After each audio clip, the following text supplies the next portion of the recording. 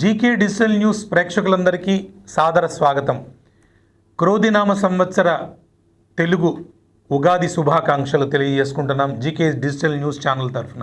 ప్రముఖులతో పరిచయం అనే కార్యక్రమంలో మన స్టూడియోకి విచ్చేసిన ప్రముఖ న్యాయవాది, తనదైన శైలిలో సమాజానికి ఎంతో కొంత సేవ చేయాలనే దృక్పథం కలిగిన ప్రముఖ న్యాయవాది సిఏపిఎస్ రామానుజాచార్యులు గారు. ముద్దుగా ఆయన్ని క్యాప్ గారు అని పిలుస్తారు, సిఏపి అని పిలుస్తారు. అలాగే చాలామందికి సుపరిచితులు. ధన్యవాదాలు సార్. నమస్కారం. మేము అడగానే ఛానల్కి విచ్చేసినందుకు ధన్యవాదాలు సార్. చక్రవర్తుల అనంత పద్మనాభ శ్రీనివాస రామానుజాచార్యులు, మీ యొక్క కుటుంబ నేపథ్యం, మీరు ఏ ప్రాంతం వారు? ఏలూరు వాసేనా? ఎక్కడి నుంచైనా వచ్చి మైగ్రేట్ అయ్యి ఇక్కడ స్థిరపడ్డారు? నాన్నగారు ఏం చేసేవారు? ఆ వివరాలు ఒకసారి ప్రేక్షకుల కోసం. మాది మా తాతగారు, అంటే మా తండ్రి రామానుజాచార్య గారు. ఆయన పోలవరం దగ్గర గోటాల గ్రామంలో ఆయన భూస్వామి. ఆయనకి మా తాతగారికి మా నాన్నగారు ఒకటే ఒక సంతానం. ఇక ఒకటే కొడుకు వల్ల ఉద్యోగం రావడం వల్ల ఈ ఏరియాకి వచ్చేసి పశ్చిమ గోదావరి జిల్లా ముందు తాడేపూడిగూడలో పోస్టింగ్ వచ్చింది కోఆపరేటివ్ బ్యాంకులో. తర్వాత నాన్నగారు అక్కడి నుంచి కోఆపరేటివ్ బ్యాంక్ నుంచి అక్కడ ఆ బ్రాంచ్ నుంచి ఏలూరు రావడం, ఏలూరు నుంచి గత 86 ఆయన చనిపోయే వరకు ఇక్కడే ఉన్నారు. వివిధ బ్రాంచ్ల్లో అడ్మినిస్ట్రేటివ్ ఆఫీసర్ కింద, అలాగే బ్రాంచ్ మేనేజర్ కింద మంచి పెద్దాచార్య గారు అనే పట్టుతో మంచి పేరు సంపాదించారు. అందువల్ల మేము ఏలూరు పట్టణంలో ఉండవలసి వచ్చింది. నాన్నగారి ఉద్యోగం ఇచ్చారు. నాన్నగారికి 2 సిస్టర్స్ ఉండేవారు. మా తాతగారు వాళ్ళు కూడా వాళ్ళకి వివాహం చేసేసి వాళ్ళు మంచి పొజిషన్లో ఉండేవారు. మా తాతగారి గురించి చెప్పాలంటే మా నాయనమ్మ తాతగారు కూడా మా నాన్నగారి దగ్గరికి చాలా కాలం అటాచ్మెంట్. వాళ్ళు చనిపోయే వరకు కూడా మా నాన్నగారే చూశారు వాళ్ళని.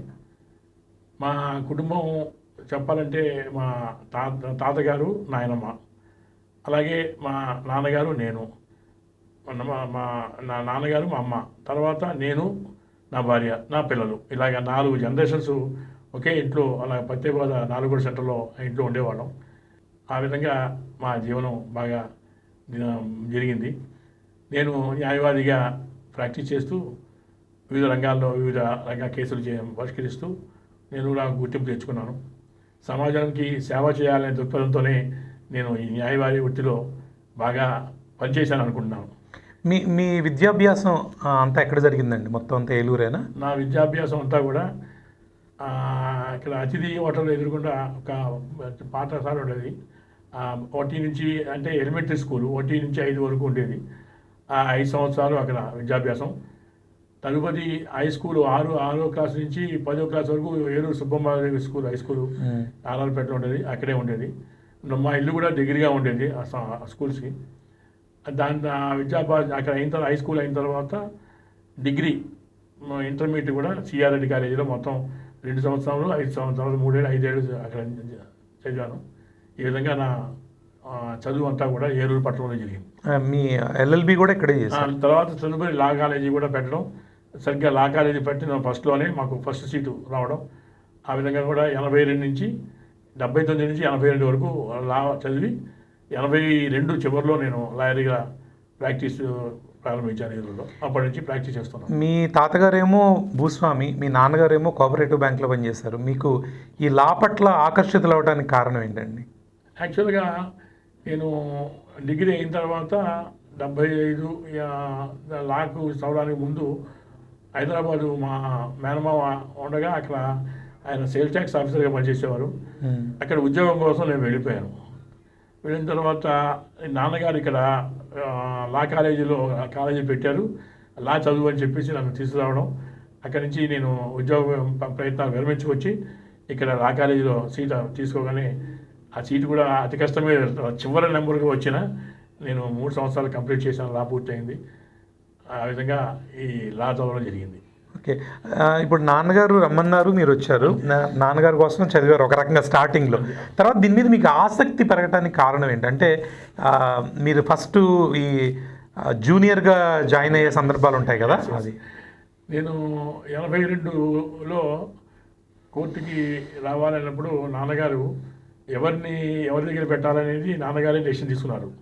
ఎందుకంటే నాన్నగారు బ్యాంకులో ఉండడం వల్ల కొన్ని పరిచయాలు ఆయనకున్నాయి. వాళ్ళలో అప్పట్లో ఈ బ్యాంకుకి కోఆపరేటివ్ సెంట్రల్ బ్యాంక్ లీగల్ అడ్వైజర్గా మన ఆళ్ళ నాని గారు ఎమ్మెల్యే గారు తండ్రి గారు సూచంద్రరావు గారు చూసేవారు. ఆ పరిచయం మీద నాన్నగారు రిక్వెస్ట్ చేస్తే ఆయన దగ్గర జూనియర్గా నన్ను పెట్టుకోవడం జరిగింది. ఆ విధంగా 82 నుంచి సుమారు 3 సంవత్సరాలు ఆయన దగ్గర నేను జూనియర్గా చేశాను. తదుపరి ఆయన అకాల మరణం చెందారు. అందువల్ల నేను అక్కడి నుంచి వేరే ఆఫీస్కి వెళ్ళడం జరిగింది. ఓకే. ఇప్పుడు సుమారుగా మీరు లా ప్రాక్టీస్ చేసి న్యాయవాద వృత్తిలో ఎన్ని సంవత్సరాలు? సుమారు 2000 అంటే 42 సంవత్సరాలు అయిందండి ప్రాక్టీస్ అప్పటికి. ఈ 42 సంవత్సరాలు అలాగే దేవుడి దయ వల్ల ఇంకా ఓపిక ఉండడం వల్ల ఇంకా ప్రాక్టీస్ చేస్తూనే ఉన్నాను. ఆ ప్రాక్టీస్ చేయడం వల్ల ఇంకా బాగా ఆరోగ్యంగా ఉంటానని చెప్పేసి నేను దాన్ని విరమించకుండా ఇంకా కంటిన్యూ చేస్తాను ప్రాక్టీస్ని. ఓకే. ఎలా ఉందండి యాక్చువల్గా మీ స్టార్టింగ్లో దానికి ఇప్పటికీ న్యాయవాద వృత్తిలో ఉన్న మార్పులు ఏం గమనించారు మీరు బేసిక్గా? ముందుగా నేను న్యాయవాదిగా కోర్టు వేసుకుని కోర్టు వెళ్ళగానే అదంతా ఒక కొత్త ప్రపంచంలా కనపడింది. ఈ వృత్తిలో నేను షైన్ అవుతానా లేదా అని భయపడ్డాను. కానీ నాకు అప్పుడు నా చెప్పినట్టు సూచంద్రరావు గారు అడ్వకేట్ గారు ఆయన మొత్తం ఆఫీస్ అంతా కూడా నాకు అప్పచెప్పారు. ఆయన కొద్దిగా అనారోగ్యంగా ఉండడం వల్ల కొన్ని కారణాల వల్ల నేను సుమారు ఆఫీస్ చూసుకుని ఆయన చెప్పిన ప్రకారం కేసులు చేయడం వల్ల ఆ స్పిరిట్తో నేను కొద్దిగా నిలబడ్డాను. అడ్వకేట్గా ప్రాక్టీస్ చేయొచ్చు, మనకి వెనకాల యాక్చువల్గా నాకు అప్పుడు గాడ్ ఫాదర్ ఎవరు లేరు ఈ వృత్తిలో.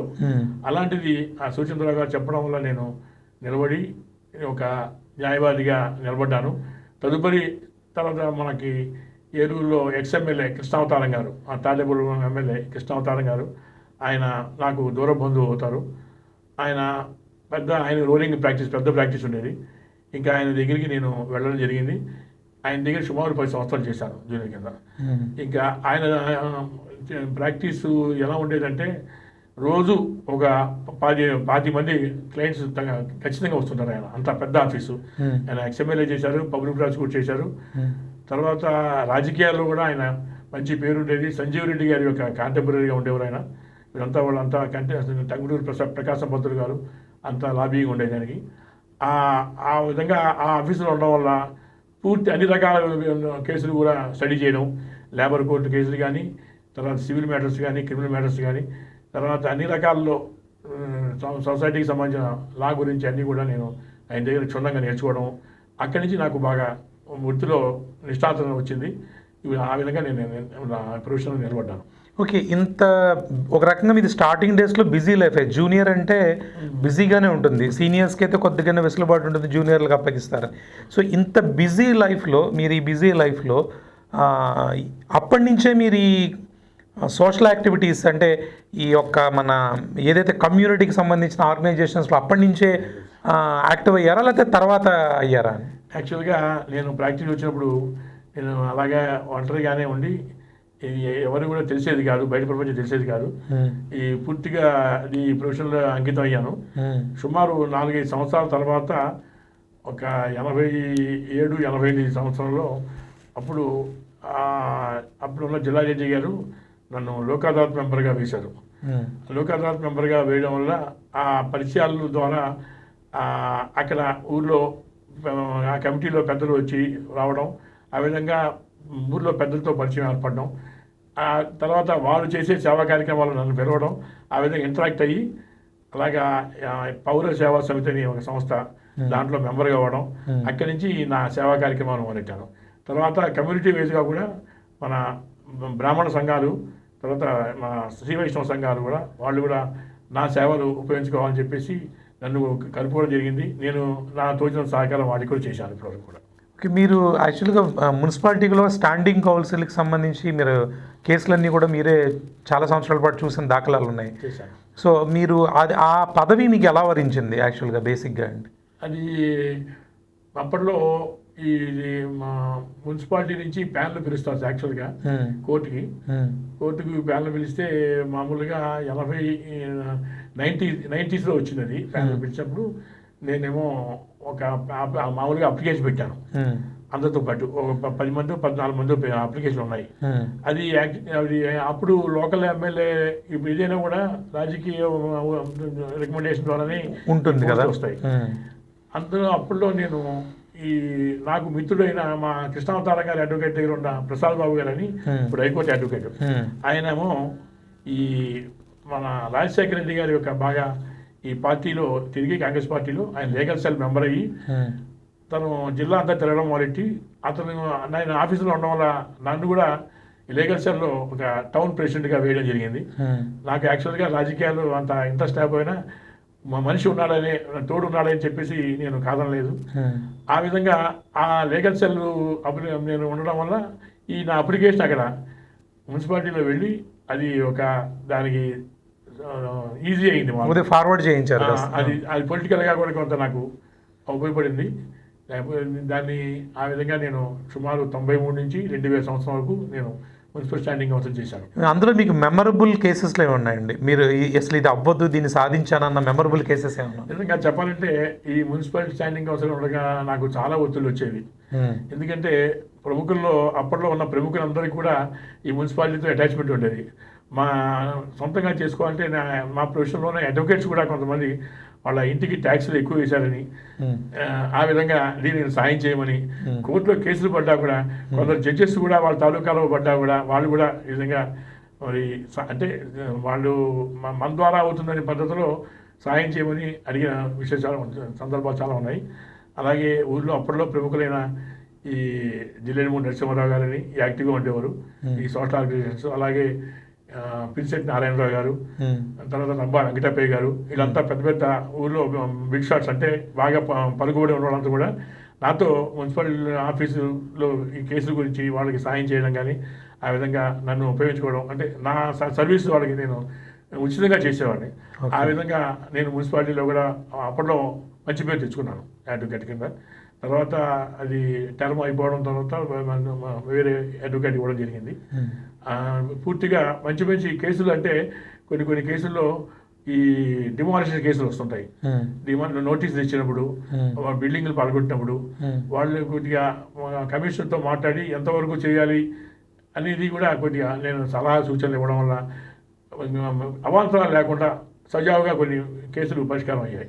అలాగే ట్యాక్స్ కేసుల్లో కూడా చాలా మటుకు ఎగబేట ఉండకుండా ఈ దావాలు వేస్తే మీడియా రాజీ చేసి లోక్ అదాలత్లో పెట్టి కొన్ని కేసులు కూడా రాజీ చేయడం జరిగింది.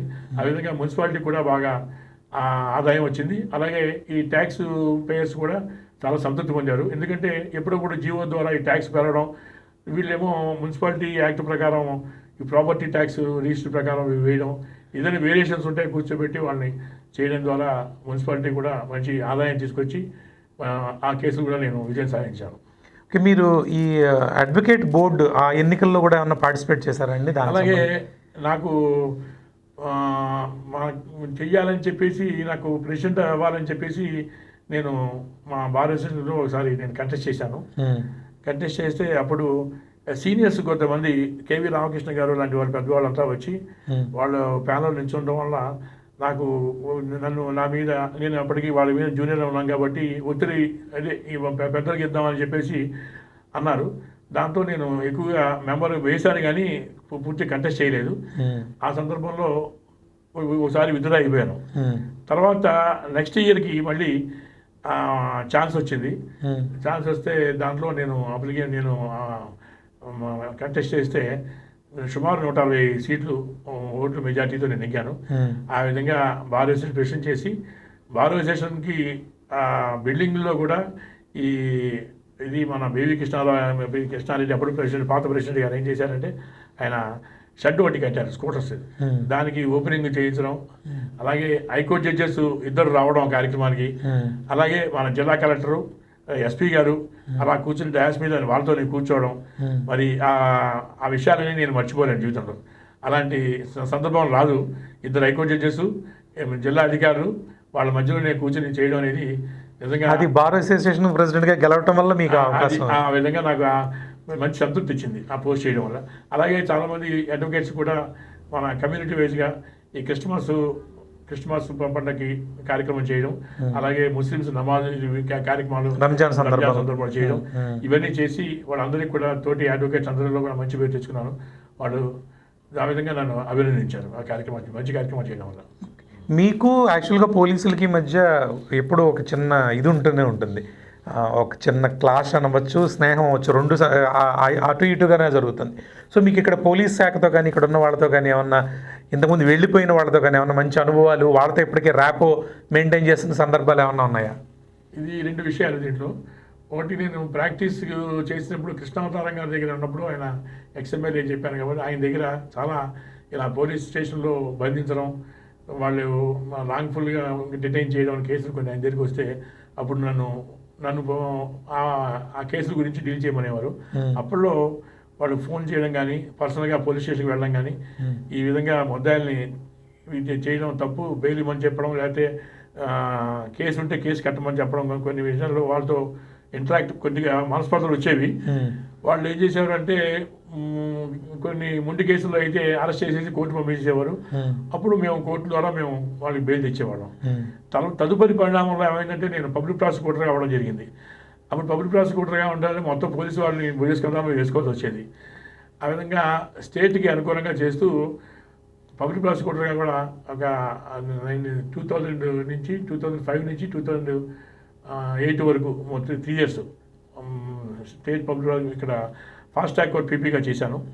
అప్పుడు కూడా చాలా టగఫర్గా పోలీసు వాళ్ళకి అనుకూలంగా చేస్తూ మంచి కేసుల్లో బాగా నిందితులు కఠినమైన శిక్ష పడేలాగా చేసి ఒక పోలీసు వ్యవస్థ కూడా వాళ్ళకి మంచి సహకారం చేశాను. ఆ విధంగా కూడా మంచి పేరు తెచ్చుకున్నాను దాంట్లో కూడా. ఓకే, ఇంకా మీ కుటుంబ విషయానికి వస్తే, సో మీకు వివాహం ఎప్పుడైంది? మేడం గారు మీ బంధువా లేకపోతే బయట సంబంధమా? ఒక అడ్వకేట్కి ఇచ్చే సాహసం చేశారు అప్పట్లోనే? యాక్చువల్గా నేను 82-83 ప్రాక్టీస్ వచ్చిన తర్వాత పెద్ద ఆదాయం వచ్చేది కాదు, జూనియర్గా ఉన్నాను. మా నాన్నగారు కోఆపరేటివ్ బ్యాంక్లో అని చెప్పాను కదా, ఆయన ఒక ఆర్డినరీ గుమాస్తాగా బ్యాంక్ ఎంప్లాయీగా ఉండేవారు. అంత సోర్సెస్ లేవు, ఆదాయం రావట్లేదు, అప్పుడే పెళ్లి చేసుకోవద్దు అనుకుంటే మా నాయనమ్మ గారు నాకు వెంటనే చేసుకోవాలని, నేను పెళ్లి చూసుకుంటే పెళ్లి చూస్తే కానీ నేను ఇంకా ముందు ఉండలేనని చెప్పేసి ఒత్తిడి తేవడం వల్ల గుంటూరు నుంచి మాకు బయట వాళ్ళే మా బంధువులు ఎవరో సజెస్ట్ చేశారు. వచ్చిన తర్వాత ఆ ఊరు వెళ్ళి అక్కడ వైకుంఠపురం అని ఇప్పుడు మన క్యాపిటల్ దగ్గర అక్కడ ఆ గ్రామంలో వెళ్ళి వాళ్ళని చూసి అమ్మాయి నచ్చిందని చెప్పి చేసుకున్నాను. ఆ విధంగా అప్పటి నుంచి 86లో నా మ్యారేజ్ జరిగింది. మ్యారేజ్ తర్వాత నాకు 2 అబ్బాయిలను ఒక అమ్మాయి, మొత్తం 2 సంతానం. వాళ్ళు కూడా ఈ ప్రొఫెషన్లోకి రాకుండా వాళ్ళు ఇంజనీరింగ్ చదువుతున్నారు కాబట్టి 3 ఇంజనీరింగ్ చేశాను. వాళ్ళు కూడా స్థిరపడ్డారు, వాళ్ళు పెళ్లి చేశాను. వాళ్ళ పిల్లలతో వాళ్ళు హాయిగా హ్యాపీగా. ఒకడేమో సింగపూర్లో ఉన్నాడు అబ్బాయి, అమ్మాయి ఏమో కెనడాలో ఉంటుంది, పెద్ద బాబు ఏమో బెంగళూరులో ఉంటున్నాడు. మా బ్యాచులర్ని ప్రస్తుతానికి తీరాయి. ఓకే, ఈ మీ వ్యాపకాలు ఏంటండి? బేసిక్గా ఇప్పుడు ఈ న్యాయవాద వృత్తి కాకుండా మీ సమయాన్ని ఎలా వెచ్చిస్తారు జనరల్గా? నేను మొట్టమొదటి నుంచి నాకు ఐడియాలజీ ఏంటంటే, నేను చెప్పాను ఆల్రెడీ, ఒక పెద్ద ఎమ్మెల్యే గారి ఆఫీస్ ఆయన మన కృష్ణావతారం గారు, అలాగే వాళ్ళ దగ్గర ఉండడం వల్ల ఏమంటే ఆయన ఎలాగే ఎమ్మెల్యే చేసి ఆయన కేసులు ఎలా చేసేవారంటే, ఆయనకి చుట్టుపక్కల నుంచి వచ్చే పార్టీలు కూడా ఫీజు కూడా ఇవ్వకపోయినా వాళ్ళు ఏదో అట్టిపళ్ళు తీసుకొచ్చి పెద్ద పెద్ద మర్డర్ కేసులు కూడా ఆయన అంత ఫ్రీగా చేసేవారు. ఆయన ఎందుకంటే అభిమానం, ఆయనకి ఎమ్మెల్యేగా చేసి ఓటేశారనే అభిమానం మీద వాళ్ళకి ఫీజు కూడా అలాగే చెప్పారు, నువ్వు ఎవరి దగ్గర ఫీజు తీసుకోవద్దు, వాళ్ళు ఇచ్చింది తీసుకో, ఎక్కువగా డిమాండ్ చేయకు, నువ్వు డిమాండ్ చేస్తే మళ్ళీ ఆ కేసులు మళ్ళీ వాళ్ళు రారు, నువ్వు వాలంటరీగా చేస్తే నచ్చి మళ్ళీ వస్తారు. ఆ కాన్సెప్ట్ మీద నన్ను ఆయన చేశారు. ఆ విధంగా ఆయన నేర్పిన విద్య నాకు ఎక్కువగా డిమాండ్ చేయకుండా ఫీజులు వాళ్ళకి వాలంటరీగా సర్వీస్ చేయడం. అలాగే లోక్ అదాలత్లో కూడా మెంబర్గా ఉండి కొన్ని 100 కేసులు నేను మెంబర్గా వితౌట్ ఎనీ రెమ్యునరేషన్ చేయడం. ఇప్పటికీ కూడా తర్వాత సుప్రీంకోర్టు వాళ్ళు ప్యానల్ కూడా వచ్చిన తర్వాత మీడియేటర్ కింద నన్ను సెలెక్ట్ చేయడం. ఆ మీడియేషన్ కేసులు కూడా ఈ భార్యాభర్తల కేసులు సుమారు కొన్ని 100 కేసులు నేను మీడియేషన్ చేయడం. ఆ విధంగా జరిగింది. నాకు హాబీలో అనిపించింది, ప్రజలకి అంటే సేవ చేయడం అనేది ముందు మనీ కాన్సెప్ట్ కాకుండా సేవ చేయాలనే తత్పర్యం నాకు ఏర్పడింది. ఆ విధంగా నేను నా ప్రాక్టీస్లో మొత్తం అంతా కూడా లాభాయాస లేకుండా సాంఘిక సేవ, ప్రజాసేవ అనే దృక్పథంలో నేను చేసి కార్యక్రమాలు చేశాను. ఈ బ్రాహ్మణ కమ్యూనిటీ వాటిలోకి, బ్రాహ్మణ సంఘాలు వీటిలోకి మీరు ఎలా వచ్చారు? మీరే ఒక సంఘాన్ని స్థాపించాలి అన్న కోరిక ఎందుకు కలిగింది మీకు? అంటే అప్పటికే మీరు వచ్చేటప్పటికే ఏలూరులో కూడా కొన్ని సంఘాలు ఉండి ఉండొచ్చు. అప్పట్లో సుమారు నేను ప్రాక్టీస్ వచ్చిన తర్వాత ఒక 88, 89, 90 ఆ టైంలో లోకల్గా గణేష్ బాబు గారని ఇక్కడ మన పత్తిపల్లి ఇక్కడ మన రామచంద్రపేట ఉండేవారు. ఆయన పోస్టల్ డిపార్ట్మెంట్ టెలికమ్యూనికేషన్ పనిచేసేవారు. ఆయన ఒక సంఘాన్ని ఏర్పాటు చేసి బ్రాహ్మణ సంఘాన్ని పెట్టి ఆయన 4 మెంబర్లుగా వేసి సమావేశాలు పెట్టాడు. అప్పుడు నన్ను ఆయన ఒక పక్క రైట్ హ్యాండ్గా ఉపయోగించుకున్నారు. తర్వాత ఆయన కొన్ని కారణాల వల్ల ఎక్కడి నుంచి ట్రాన్స్ఫర్ అయిపోవడం జరగడం వల్ల లోకల్గా మనకి తెలిసే ఉంటుంది బీకేఎస్ అయ్యంగారు ఇలాంటి కొంతమంది ఈ బ్రాహ్మణ మిత్రులు అంతా కలిసి బ్రాహ్మణ సేవా సమాఖ్య ఏర్పాటు చేద్దాం అన్నారు. అది రిజిస్టర్ చేయించాం. 93 రిజిస్టర్ అయింది. అనుకోకుండా స్టేట్ దీనికి ఆల్ ఇండియా బ్రాహ్మణ స్టేట్ సంఘం ఉంటుంది, దానికి ఎఫిలియేట్ అయింది. ఎఫిలియేట్ అవ్వడం వల్ల ఈ వాళ్ళలో ఉండడం వల్ల ప్రతి స్టేట్ మీటింగ్ కూడా నేను ప్రతి జిల్లా తిరగడం జరిగింది. అలాగే అన్ని జిల్లాలు కవర్ చేసుకోవడం, అలాగే జిల్లా నాయకులతో మంచి ర్యాపోర్ట్ ఉండడం.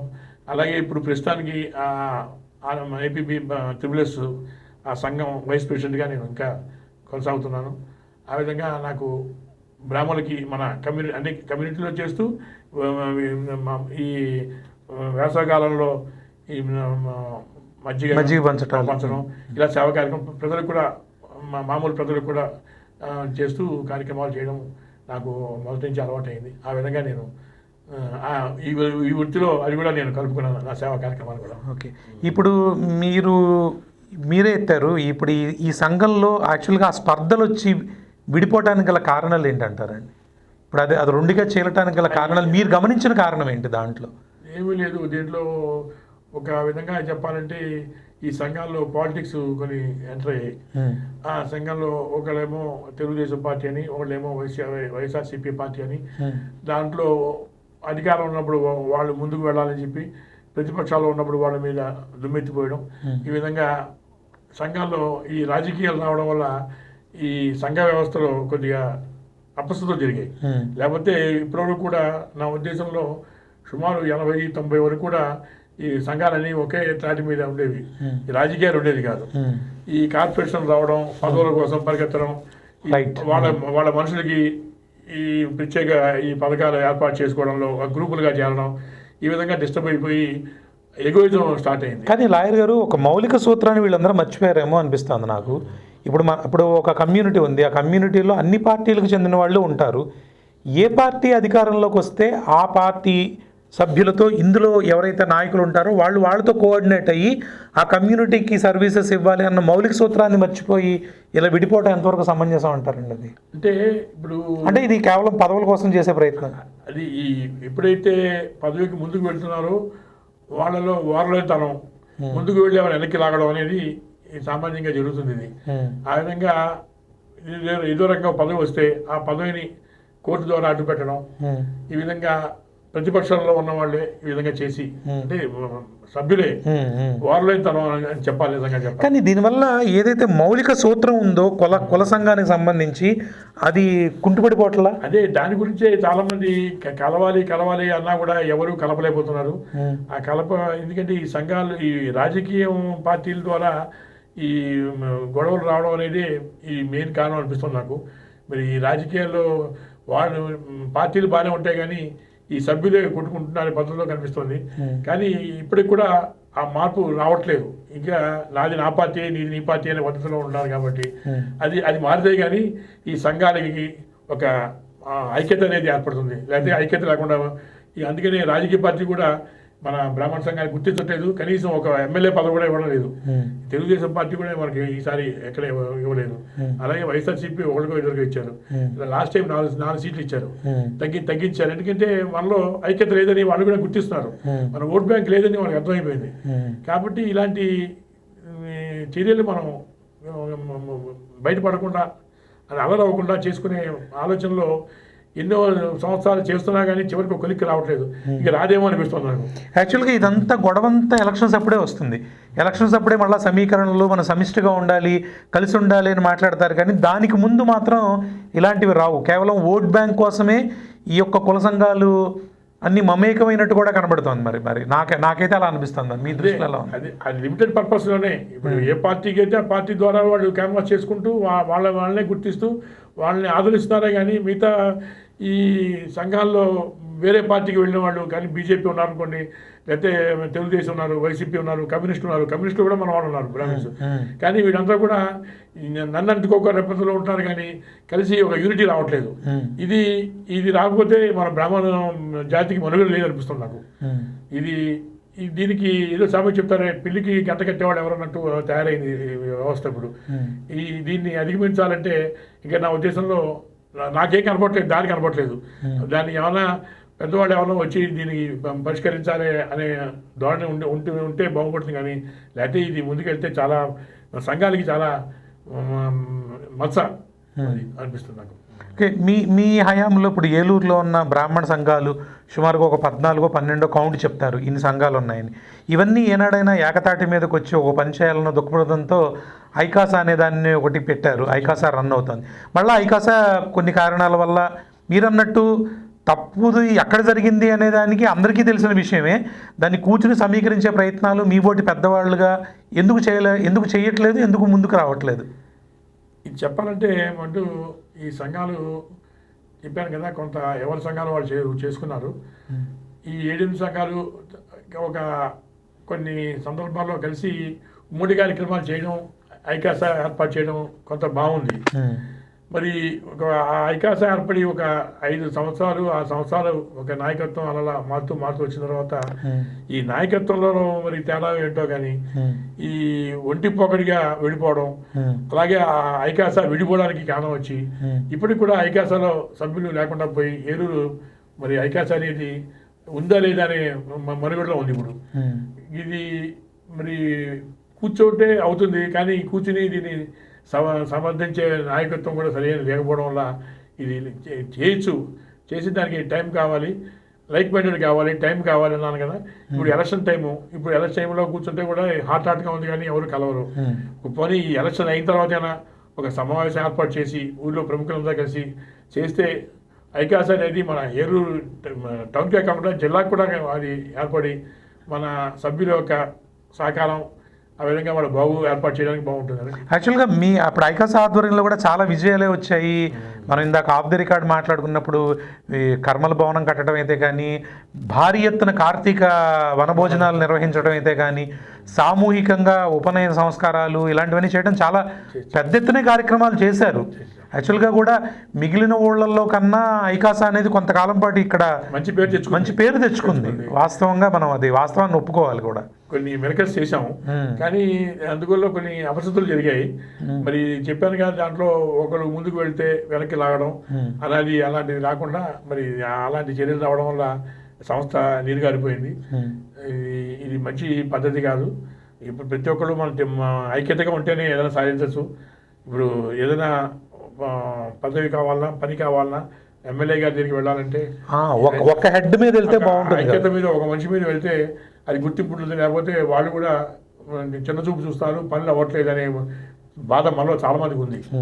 మరి దాన్ని ఓవర్టేక్ చేస్తే ముందు బాగుంటుంది. సంఘాలు కూడా మన ఏలూరులో ఉన్న సంఘాలన్నీ కూడా మంచి సంఘాలే. అది చిన్న విషయాల్లో దూరం అవుతున్నారు. అది దాన్ని దగ్గరపరిచి ఇది ఎన్నికలు అయిన తర్వాత ఒక ప్రణాళికలో కూర్చుంటే బాగుంటుందని దానికి నా వంతు సహకారం చేయాలని నేను చూస్తున్నాను. తర్వాత ఇంకా ఆధ్యాత్మిక రంగానికి వస్తే మీరు దేవాలయాలకు సంబంధించి కూడా చాలా దేవాలయాల్లో ధర్మకర్త పోస్టులు కానీ లేకపోతే ధర్మకర్తగా దీని కింద కానీ చేశారు. సో మీకు అది అంటే ఆ వైపు వెళ్ళటానికి మీకు భగవంతుడి యొక్క మీద సేవ చేయాలి అన్న కార్యక్రమాలు అలానా, అలా చిన్నప్పటి నుంచి ఆధ్యాత్మిక చింతన ఉన్న కుటుంబమేనా మీది కూడా? ఎందుకంటే చిన్నప్పటి నుంచి మా నాన్నగారు, మా తాతగారు కూడా ఈ ఆధ్యాత్మికంగా ఇంట్లో పూజలు చేయడం, పొద్దున స్నానం చేసి దీపారాధన చేయడం, అలాగా మన మన అదే వైష్ణవ గ్రంథాలు చదవడం మా తాతగారు అంత అలవాటు ఉండేది. ఆ అలవాటు నాకు కూడా ఏర్పడింది. నేను కూడా మా నాన్నగారు ఈ దీపారాధన చేయడం, ఈ గుళ్ళు సందర్శించడం, అలాగే తిరుపతి ప్రతి సంవత్సరం కూడా నాన్నగారు పెద్ద తిరుపతి వెళ్ళి కళ్యాణం చేయించడం, ఇది చాలా ఆ ఇంపాక్ట్ నా మీద, ఆధ్యాత్మిక భావన నా మీద పడింది మా తండ్రి ద్వారా. నేను కూడా అలాగే ఈ ఇంటిలో దీపారాధన చేయడం కానీ, తర్వాత ఈ పూజలు చేయడం కానీ చేస్తుండేవాడిని. అనుకోకుండా ఈ నాన్నగారు వెంకటేశ్వర గుడి ఆర్ఆర్పేటలో బాగా ఈ ప్రతి సంవత్సరం బ్రహ్మోత్సవంలో పార్టిసిపేట్ చేసేవారు. ఆయన చనిపోయిన తర్వాత నాన్నగారు దగ్గర నేను కూడా టెంపుల్కి వెళ్ళడం వల్ల అప్పట్లో ఈ ట్రస్ట్ బోర్డ్ మెంబర్ ఒకటి ఖాళీ అయింది. అప్పుడు మన కొంపల్లి కృష్ణమాచార్య గారు ఆయనకి రావాల్సిన పోస్టు ఆయన ఉద్యోగం చేస్తున్నారు కాబట్టి నన్ను ఆఫ్ చేసి నన్ను దానికి నా పేరు రికమెండ్ చేశారు. అప్పుడు సుమారు 2000 సంవత్సరంలో నేను ట్రస్ట్ బోర్డ్ మెంబర్గా అయ్యాను. అప్పుడు దానికి ప్రెసిడెంట్గా రాజుగారు ఉండేవారు. ఆ రాజుగారు హయాంలో 2 సంవత్సరాలు 3 సంవత్సరాలు ఆ గాలి గోపురం కట్టింది మా హయాంలో జరిగింది. మంచి డెవలప్మెంట్ జరిగింది. ఇది ఏలూరు వెంకటేశ్వర ట్రస్ట్ బోర్డు కార్యక్రమాలే కాకుండా నాకు గత 20-30 సంవత్సరాల నుంచి 1 టౌన్లో ఉన్న జనాల్సంలో కూడా అక్కడ భక్త బృందం అంతా మెయిన్గా వైశ్యాస్ ఉండేవారు. ఒక 100 కుటుంబాలు. వాళ్ళలో నేను 100 కుటుంబాల్లో నేను ఒక కుటుంబంలో వాళ్ళతో అలాగే కలిసిపోయి అక్కడ అమ్మవారి గుడిలో మన రాజలక్ష్మి అమ్మవారికి ప్రతి సంవత్సరం కుంకుమ అర్చన పూజ చేస్తారు. లక్ష్మీ కుంకుమ అర్చన మల్లెపూలు. ఆ కమిటీ మెంబర్ 9 మందిలో నేను ఒక మెంబర్గా ఉండి గత 30 సంవత్సరాల నుంచి ప్రతి సంవత్సరం కార్యక్రమం చేయడం. ఆ విధంగా ఆ టెంపుల్లో కూడా నా యొక్క పాత్ర కొంత ఉంది. ఆ డెవలప్మెంట్లో కూడా కొంత నేను మా కమిటీ వారి తరఫున కూడా మేము సేవా కార్యక్రమాలు చేసాం, కొంత డొనేషన్ ఇచ్చాం. ఆ టెంపుల్ కూడా ఏలూరులో మంచి విశేషం టెంపుల్ అది. ఆ టెంపుల్ కూడా ఆళ్వార్ టెంపుల్ అది ఒకటి. తర్వాత నాకు అలాగే మన గురువులైన త్రిదల్లి శ్రీమన్నారాయణ చిన్నజీవ స్వామి వారి యొక్క ఆర్గనైజేషన్ వికాస్ తరంగిణి అని ఉండేది. ఆ వికాస్ తరంగిణికి నేను ప్రెసిడెంట్గా ఒక 5 సంవత్సరాలు చేశాను ఇక్కడ. అప్పుడు కూడా స్వామివారు తీసుకురావడం, ఆయనతో విష్ణు సహస్రనామం పారాయణ చేయించడం, ఆయన్ని ప్రతి సంవత్సరం తీసుకొచ్చిన తర్వాత సన్మానం చేయడం, ఈ కార్యక్రమాలు చేయడం కూడా చేశాను. ఆ విధంగా కూడా ఆధ్యాత్మికంగా నాకు ఒక మంచి దానిలో తిరగాలని చెప్పి ఆశ ఉండేది నాకు. ఆ విధంగా కార్యక్రమాలు చేసేవాడిని. వైష్ణవ సంఘానికి కూడా మీరు ప్రెసిడెంట్గా చేశారు, గౌరవ అధ్యక్షులుగా కూడా ప్రెసిడెంట్. 10 సంవత్సరాలు వైష్ణవ సంఘం ప్రెసిడెంట్ చేశాను. ప్రతి సంవత్సరం ధనుర్మాసంలో ఈ కార్యక్రమాలు చేయడం, తర్వాత తిరుపతి పోటీలు పెట్టడం, పాటలు పోటీలు పెట్టడం, దాంట్లో బహుమతులు ఇవ్వడం అని చేసి తర్వాత ఇప్పుడేమో కృష్ణమాచార్య గారు చేస్తూ నన్ను గౌరవ అతిథిగా ఉంచారు. ఆ విధంగా దాంట్లో కూడా నేను నా పాత్ర చేసుకొస్తున్నాను. ఇప్పుడు ఎలక్షన్ మూమెంట్ కాబట్టి నేను మిమ్మల్ని ఇబ్బంది పెట్టే ప్రశ్నలు అయితే ఏం వేయను, కానీ ఇవాళ ఉన్న ప్రస్తుత రాజకీయ పరిస్థితులు ఒక అడ్వకేట్గా సీనియర్గా మీరు కూడా ఒకసారి రాజకీయాల్లో పాల్గొన్న వ్యక్తిగా, అంటే ఇంట్రెస్ట్ ఉండి గెలుపు ఓటములు అనేవి మన చేతుల్లో ఏవి ఉండవు, సో ఇంట్రెస్ట్ ఉండి క్లోజ్గా అబ్జర్వ్ చేస్తున్న వ్యక్తిగా ఇవాళ ఎలా ఉందండి పరిస్థితి? అంటే వాతావరణం ఎలా ఉంది? ఎన్నికల వాతావరణం, అధికార ప్రతిపక్ష పార్టీలు, పొత్తులు, ఇవన్నీ గమనిస్తున్న వ్యక్తిగా, ఒక కామన్ మ్యాన్ కావచ్చు, ఒక అడ్వకేట్ కావచ్చు, ఒక రాజకీయ విశ్లేషకుడు కావచ్చు, మీ ఒపీనియన్ ఏంటి? ముఖ్యంగా చెప్పాలంటే ఇప్పుడు ఈ ప్రభుత్వాలు మనుగడ రావాలంటే సేవలు చేయాలి ప్రజలకి. ఈ ప్రజాసేవ అనేది మనకి ప్రస్తుత ప్రభుత్వంలో అయితే మనకి 3/4 యాక్చువల్గా నాకు కనపడేది ఏంటంటే ఆయన బడుగు, బీద, హరిజన, గిరిజన వర్గాలకి ఈ ప్రతి నెల పెన్షన్ రావడం, అలాగే ఈ ఉచిత బియ్యం ఇవ్వడం, ఈ కార్యక్రమాల ద్వారా ఆయన ప్రస్తుత ప్రభుత్వం ఒక ముందడుగులో ఉంది. ఈ అనాలిసిస్ చూస్తే ఈ ఛాన్సెస్ 3/4 ఛాన్సెస్ ప్రస్తుతానికి గవర్నమెంట్గా ఉందని నా అభిప్రాయం.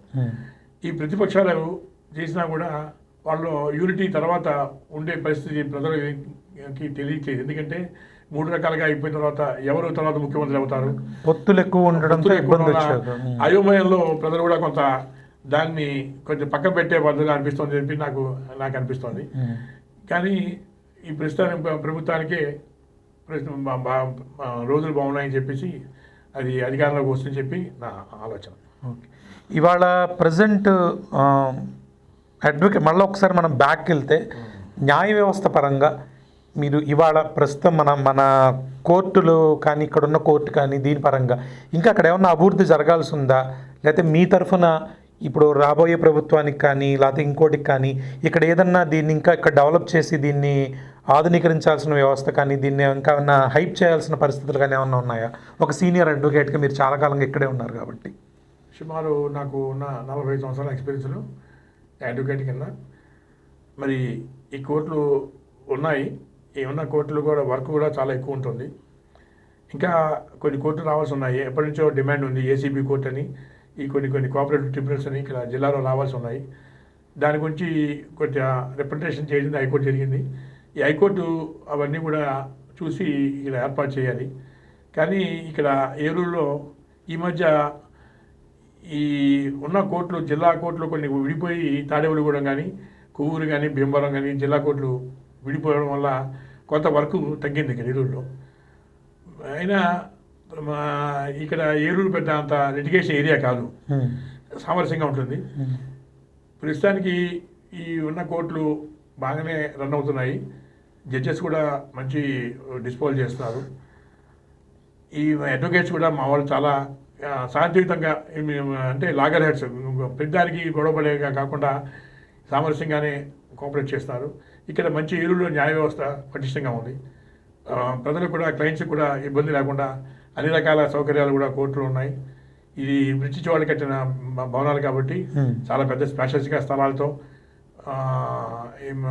నీడ అలాగే వసతులు అన్నీ ఏర్పాటు చేసి ఇప్పుడు కొత్తగా ఆధునికంగా లిఫ్ట్ కూడా పెట్టడం జరిగింది మా బార్ అసోసియేషన్కి, మా కోర్టుకి.